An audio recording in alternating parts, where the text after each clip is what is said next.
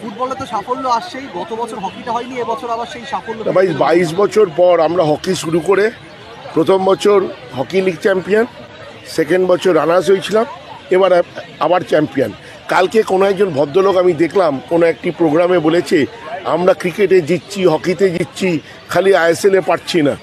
তো হকিতে আজকে তার পরের দিনই দিয়ে দিল। কেউ অ্যাস্ট্রোলজার নয়, এখানে আন্তরিকভাবে চেষ্টা করতে হবে। কেউ এখানে অ্যাস্ট্রোলজার নয় যে আগের দিন বলে দেবে আমরা পরের দিন জিতে যাব, আমরা হকিতে জিতছি, ক্রিকেটে জিতছি, খালি ফুটবলে পাচ্ছি না, সেটা ঘটনা নয়। আমরা সবেতেই সাফল্য একমাত্র মোহনবাগানই পাচ্ছে এবং গত 3 বছর ধরে একটা ঈর্ষণীয় সাফল্যের মধ্যে দিয়ে চলছে।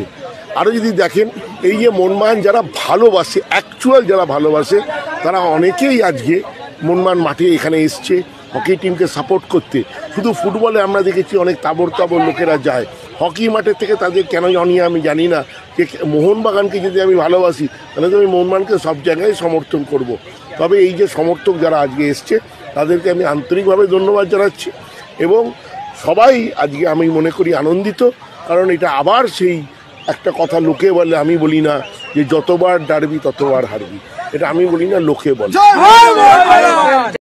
উৎসবে উপহারে নিত্য প্রয়োজনে শাড়ি ও রেডিমেড পোশাকের একমাত্র ঠিকানা রাজলক্ষ্মী, হিন্দ মোটর স্টেশনের নিকটে।